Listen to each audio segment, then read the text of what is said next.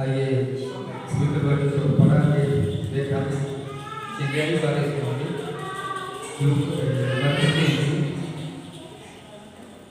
और 8 अध्याय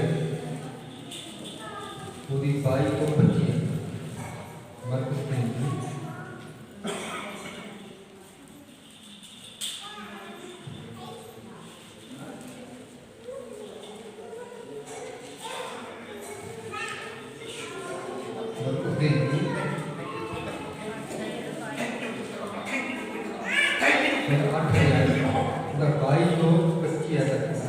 पर यीशु ने उन्हें कहा, तू मेरे मगर चलिया आ अते मुर्दे नूं अपने मुर्दे दब्बड़ दे। जाओ बेड़ी उत्ते चढ़िया, ਉਹਦੇ चेले ਉਹਦੇ मगर आए।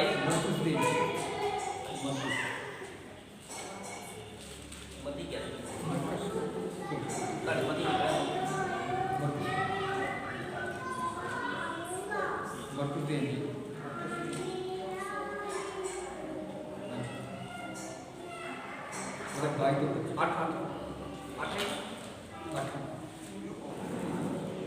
फिर वो बैतसैदा विच आए अते लोग एक अन्ने नूं ਉਹਦੇ कोल लिआए और ਉਹਦੀ मिहनत की जो उसनूं छुए। ਤਾਂ उस अन्ने ਦਾ हत्थ फड़ के उस नूं पिंडों बाहर लै गया और उसकी अखां विच थुक के उस उत्ते रखे अते उसनूं पुछया, तैनूं कोई दिसदा?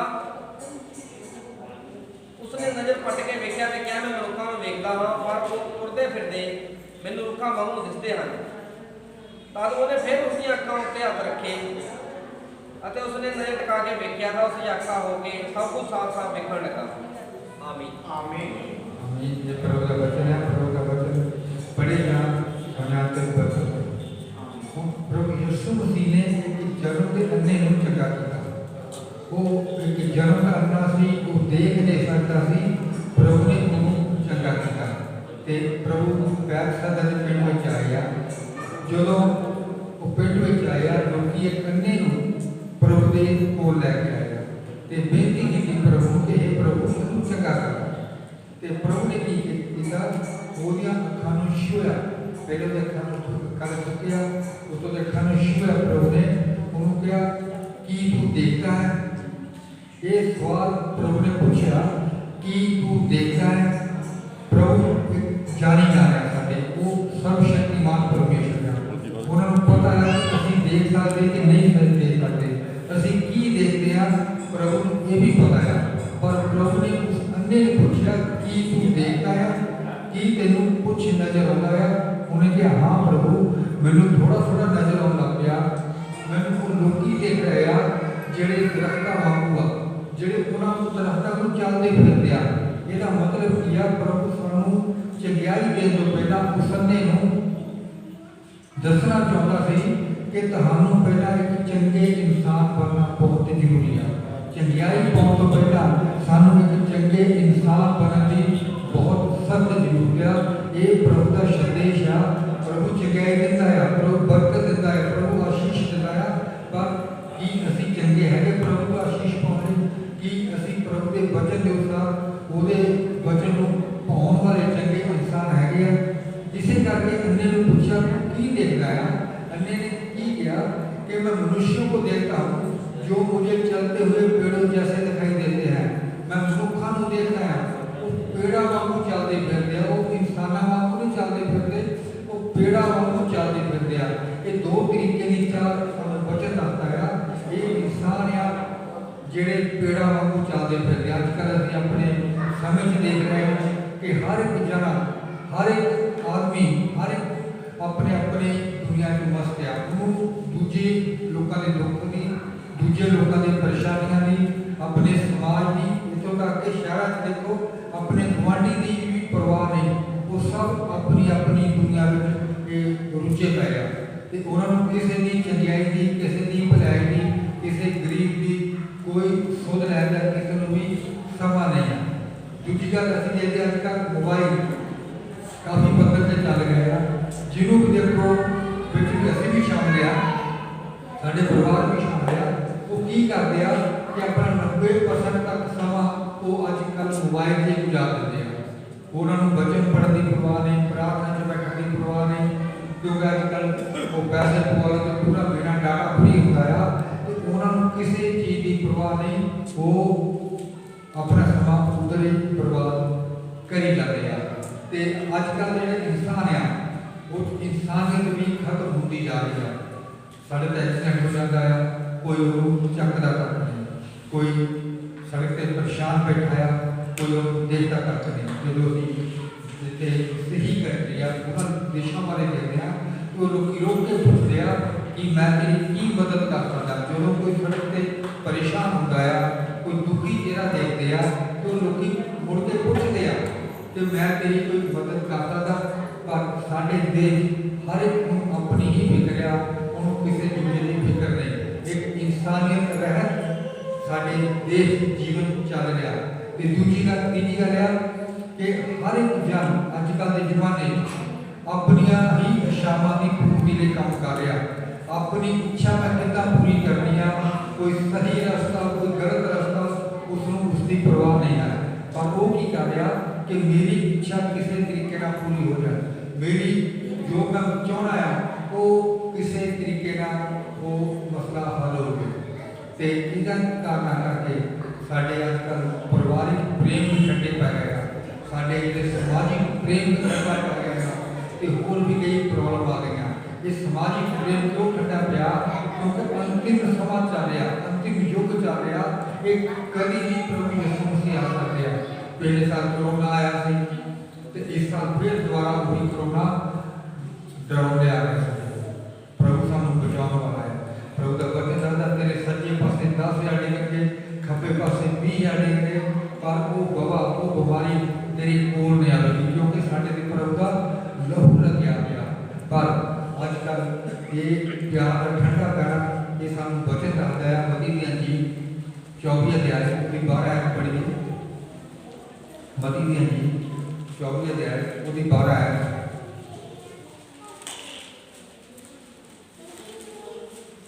धर्म के बदल करके बहुतियां दी प्रीत ठंडी हो जाएगी, बहुतियां दी प्रीत ठंडी हो जाएगी।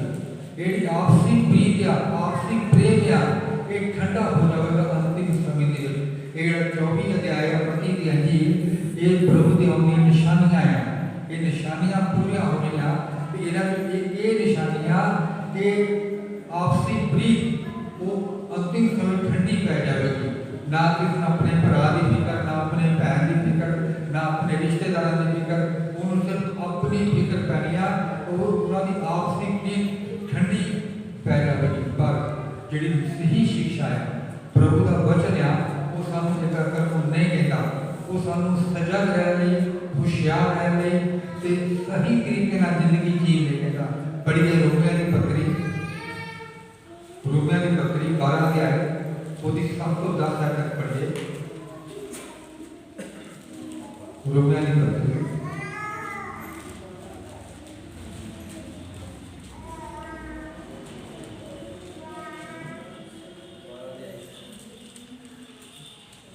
12 अध्याय। जो सेवा होवे तो अपनी सेवा में रहिए, जे सिखाने वाला होवे तो सिखाने के काम में, जे उपदेशक होवे तो उपदेश करने में, दान देने वाला खुले दिल देवे, उपकार तरतर नाल होवे, दया करने वाला खुशी नाल दया करे, प्रेम निष्पक्ष होवे, बुराई तो सूर करो, भलाई नाल मिले रहो, भरपण दे प्रेम में एक दूजे नाल गूढ़ा हित रखो, आदर विच दूए नूं चंगा समझो, मेहनत विच ढिले ना होवो, आत्मा विच सरगर्म रहो, प्रभु की सेवा करया करो, आसां विच आनंद अते विपता विच धीरज करो, प्रार्थना लगातार करते रहो, संतां दी लोड़ां दे सांझी बनो। आमीन। प्रभु का वचन की तरफ हिंदी की पढ़ना। यदि सेवा करने का दान मिला हो तो सेवा में लगा रहे, यदि कोई सिखाने वाला हो तो सिखाने में लगा रहे, जो उपदेश होगा उपदेश देने में लगा रहे, दान देने वाला उदारता से दान दे, जो अगुवाई करे वह उत्साह से करे, जो दया करे वह हर्ष से करे, प्रेम निष्कपट, बुराई से घृणा करो, भलाई में लगे रहो, भाईचारे के प्रेम में एक दूसरे से स्नेह रखो और आदर करने में एक दूसरे से बढ़कर चलो। ये प्रभु का हुक्म है कि एक दूसरे का आदर करना, एक दूसरे को बढ़ के आदर करो। जे असीं कहते एक सानू असीं एक नूं भैन जी कहते हैं, वो भी सानू भाई कहते हैं, ते असीं एक दिल की गहराई नाल कहना है, एक ਨਾਲ ਭਾਈਚਾਰੇ ਦਾ ਪ੍ਰੇਮ ਰੱਖਣਾ, ਭੈਣਾਂ ਨੇ ਭੈਣਾਂ ਨਾਲ, ਭਰਾਵਾਂ ਨੇ ਭਰਾਵਾਂ ਨਾਲ ਪ੍ਰੇਮ ਰੱਖਣਾ, ਆਪਸੀ ਪਰਿਵਾਰਾਂ ਦਾ ਇੱਕ ਪਰਿਵਾਰਿਕ ਪ੍ਰੇਮ ਹੋਣਾ ਚਾਹੀਦਾ। ਜਿੱਥੇ ਤੱਕ ਹੋ ਸਕੀਏ ਅਸੀਂ ਇੱਕ ਦੂਜੇ ਦੀ ਮਦਦ ਕਰ ਸਕੀਏ। ਕਿਸੇ ਦੇ ਵਚਨ ਕਹਿੰਦਾ ਜਿਹਨੂੰ ਸੇਵਾ ਦਾ ਕੰਮ ਮਿਲਿਆ ਉਹ ਸੇਵਾ 'ਚ ਲੱਗਾ ਰਹੇ। ਇਹ ਨਾ ਕਹੇ ਕਿ ਮੈਂ ਸੇਵਾ ਕਰ ਰਿਹਾ, ਮੈਂ ਬਹੁਤ ਵੱਡਾ ਉਪਕਾਰ ਕਰ ਰਿਹਾ। ਇਹ ਸੋਚੇ ਇਹ ਮੈਨੂੰ ਪ੍ਰਭੂ ਨੇ ਸੇਵਾ ਦਿੱਤੀ ਆ, ਇਹ ਮੈਂ ਕਰ ਰਿਹਾ। ਜਿਹੜਾ ਸਿਖਾਉਣ ਵਾਲਾ ਹੈ, ਜਿਹੜਾ ਉਪਦੇਸ਼ ਕਰਨ ਵਾਲਾ ਹੈ, ਕੋਈ ਚੰਗਾ ਵਚਨ ਸਿਖਾਉਣ ਵਾਲਾ ਆ, ਉਹ ਸਿਖਾਉਣ 'ਚ ਲੱਗਾ ਰਹੇ।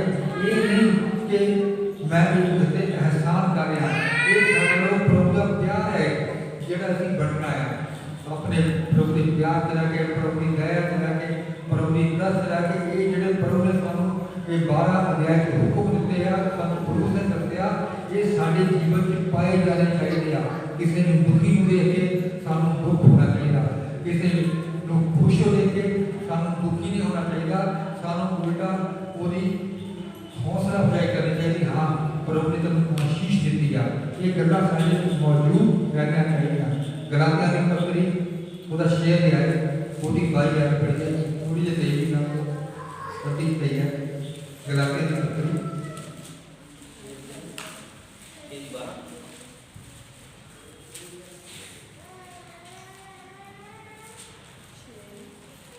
शेरी भाई गलातियां की पत्री 18 चैप्टर तक है। शेरी भाई गलातियां शेरी भाई 18 तक पर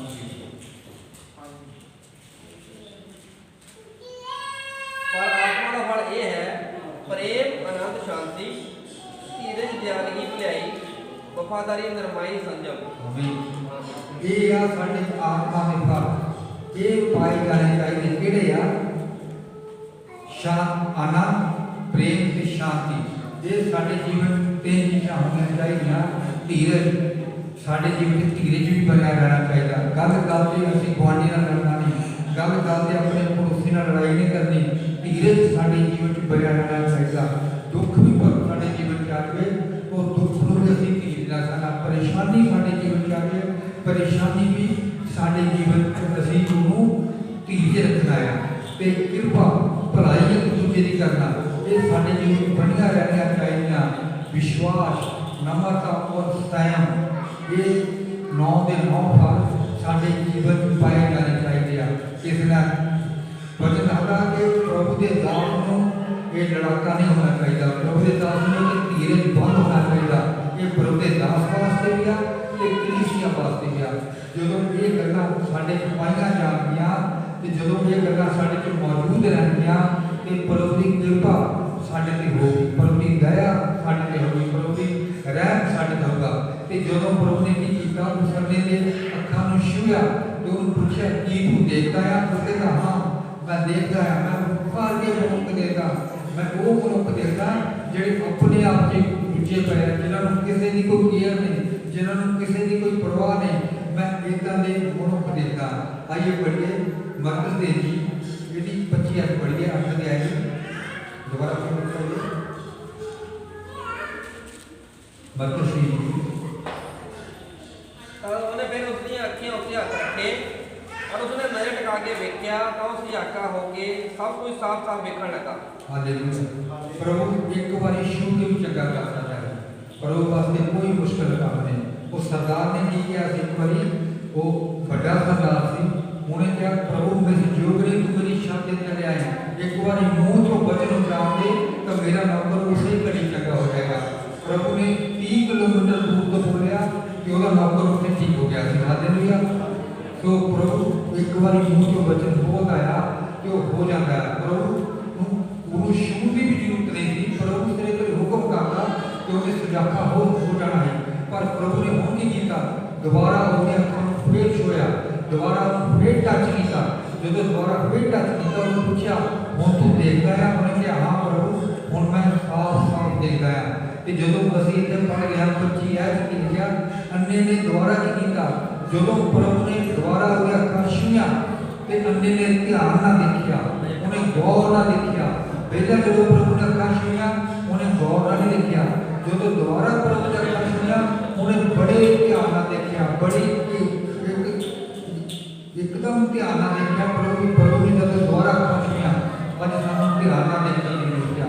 अज जिस तरह अन्ने ने ध्यान कीता अज सानू भी बचन ते ध्यान करने दी लोड़ आ।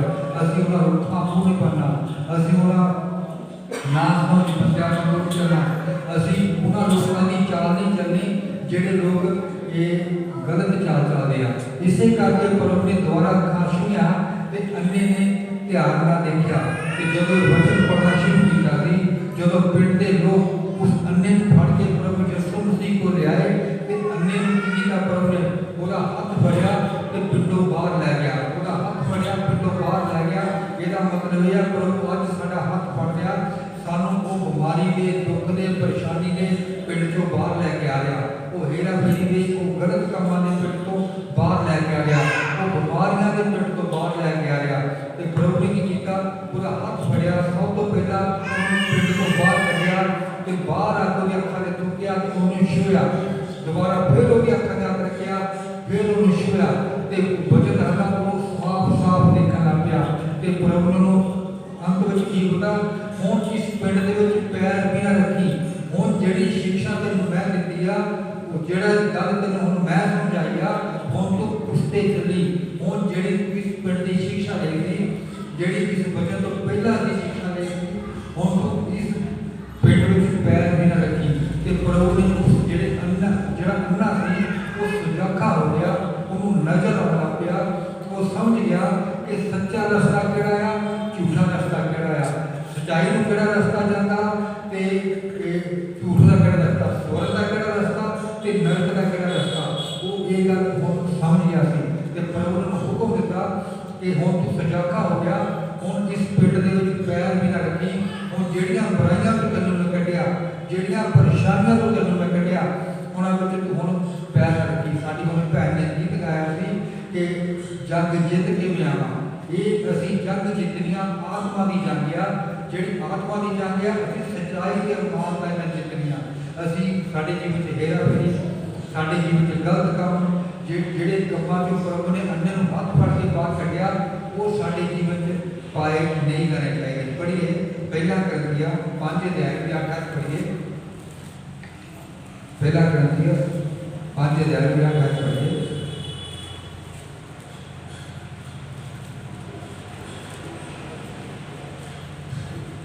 सो आओ ਅਸੀਂ ਤਿਉਹਾਰ ਮਨਾਈਏ ਪੁਰਾਣੇ ਖਮੀਰ ਨਾਲ ਨਹੀਂ, ਨਾ ਬੁਰਾਈ ਅਤੇ ਦੁਸ਼ਮਣੀ ਦੇ ਖਮੀਰ ਨਾਲ, ਸਗੋਂ ਨਿਸ਼ਪੱਖਤਾ ਅਤੇ ਸੱਚਾਈ ਦੀ ਪਤੀਰੀ ਰੋਟੀ ਨਾਲ। हालेलुया। हुण प्रभु कहते आओ असीं उत्सव मनाइए, आनंद मनाइए, खुशी मनाइए, त्योहार मनाइए, पर किहड़ी चीज़ नाल मनाउणा आ? बुराई ते दुष्टता दे खमीर नाल नहीं।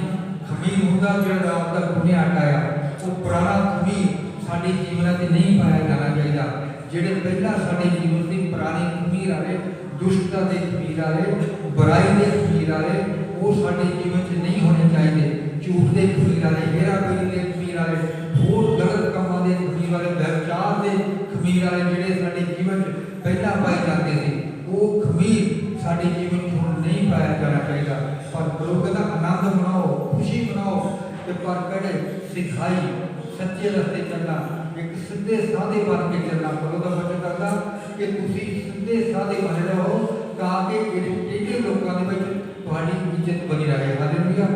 ते सदाई ते सच्चाई दे खमीर नाल खमीरी रोटी जिहड़ी आ, खमीरी रोटी हुंदी आ जिहड़ा ताज़ा गुन्निया आटा हुंदा, वो ताज़ा गुन्ने आटे वांगू असीं सच्चाई ते सदाई दे खमीरी रोटी दे पर्व नाल असीं ये आनंद मनाउणा, असीं खुशी मनाउणी अपने जीवन च कि हाँ प्रभु मेरे जीवन च है। वो अज ही मेरी अखां नूं खोल सकदा, अज ही मेरियां बीमारियां नूं चंगा कर सकदा। जेकर साडा प्रभु ते विश्वास आ, साडी प्रभु ते आशा आ, पर सानू चाहिए कि जिदा प्रभु ने अन्ने ने दूजी बार छुया, उन्हां बीमारियां चों, उन्हां दुखों चों, उन्हां परेशानियों तो उस पिंड चों बाहर कढ़िया। अज सानू प्रभु उस बीमारी के पिंड चों, उस दुख के पिंड चों बाहर कढ़े। इसे करके प्रभु ने उस अन्ने नूं कहा कि हुण दोबारा उस पिंड च पैर ना रखी, जिहड़ियां बुराइयां चों तैनूं मैं कढ़िया, उन्हां बुराइयां चों पैर ना रखी। ये साडा आत्मिक युद्ध आ, ये साडा संसारिक युद्ध है।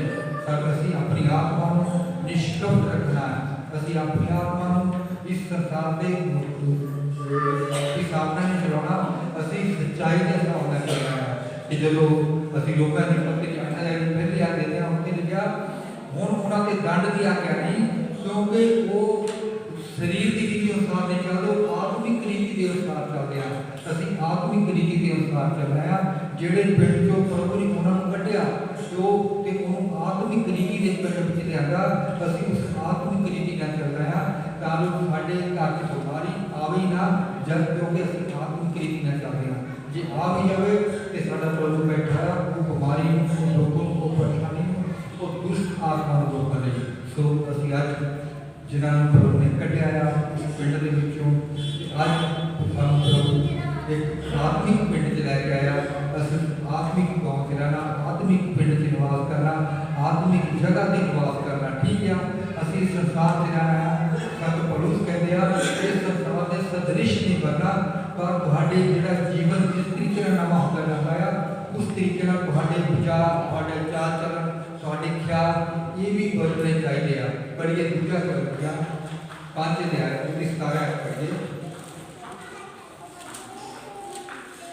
दूसरा करंथियां 5 अध्याय 17 ਸੋ ਜੇ ਕੋਈ ਮਸੀਹ ਵਿੱਚ ਹੈ ਤਾਂ ਉਹ ਨਵੀਂ ਸ੍ਰਿਸ਼ਟ ਹੈ ਪੁਰਾਣੀਆਂ ਗੱਲਾਂ ਬੀਤ ਗਈਆਂ ਵੇਖੋ ਨਵੀਆਂ ਹੋ ਗਈਆਂ ਹਨ सारे बोलो आमीन ਆਮੀਨ बोलो आमीन ਆਮੀਨ देखो सारियां पुरानियां गल्लां बीत गईयां जेड़ी साडे जीवन का पुराना खमीर सी पुराने ख्याल सी पुराने विचार सी वो सब समाप्त हो गए देखो सब कुछ नवा हो गया प्रभु सानू रीन्यू करता है वो साडी जिंदगी नू नवा करता है ते साडी जीवन जो पुरानियां गल्लां पुराने विचार पुराने ख्याल ये समाप्त होने चाहिए ते साडे जीवन एक नवा सवेरा एक नवी ये आशा की किरण ये साडे जीवन जागनी चाहिए सो ये प्रभु का वचन है कि आज ही असीं अपने आप को पुराने जिंदगी चों कट के एक नवी जिंदगी अपने आप को लैके ताकि प्रभु की कृपा साडे होवे ते जिस तरह उन्हें की अखां खोलियां ते प्रभु साडियां अखां खोले ये प्रभु का वचन है कि पढ़ेगा ते सुनेगा ते